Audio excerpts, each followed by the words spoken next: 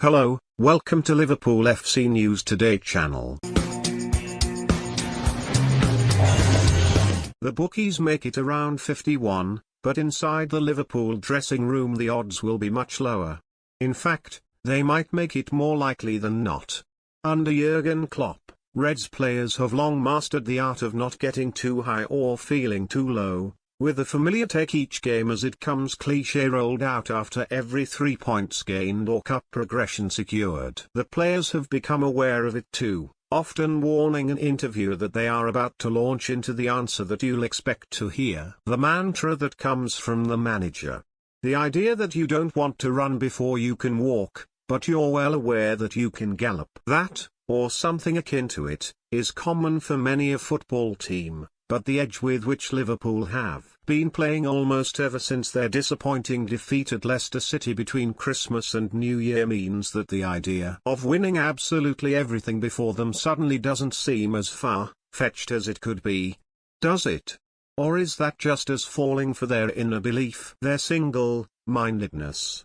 The idea that in attempting to get back to that relentless 26 wins in the first 27 Premier League games of 2019, 20 best, will mean that new heights are scaled. They've certainly got the strength in depth for a good go at it now. The addition of the exciting Luis Diaz to a relatively clear injury list making for a much clearer picture than the one that was visible a few short months ago. Although they still thought they could do it back then, of course. We believe we've got the squad depth, because that's what's going to be needed, Trent Alexander-Arnold exclusively told Mirror Football back in November. We're going to need everyone over the course of the season, but we want to be able to go and win both trophies, Premier League and Champions League, and the Cups as well. We want to push on all fronts and prove that we're a world-class team, and a team that should be winning multiple trophies every season. It's just about executing game by game and having consistency. We just need to keep winning games, then after Christmas in February and March is when it really comes into play.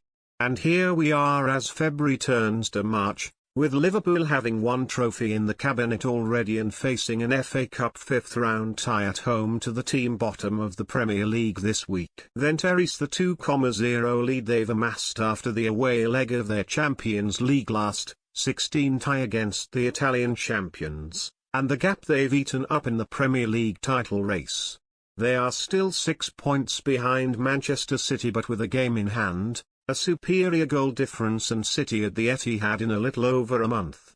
Thus, you could say that the title is effectively theirs to lose. If you ask Mo Salah, it always has been. It was after the 1-0 win at Wolves in early December courtesy of that late Divock Origi goal that such a simple message was sent out from Salah's social media accounts. It read, "It's in our hands."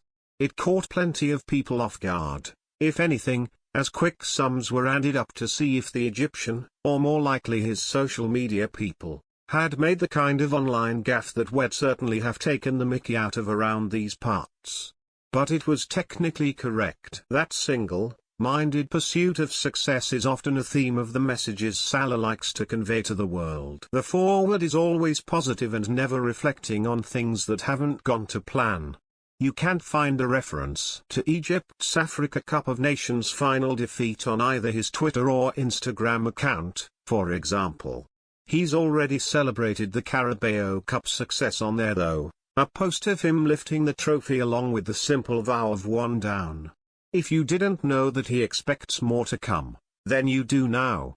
Alexander-Arnold does too.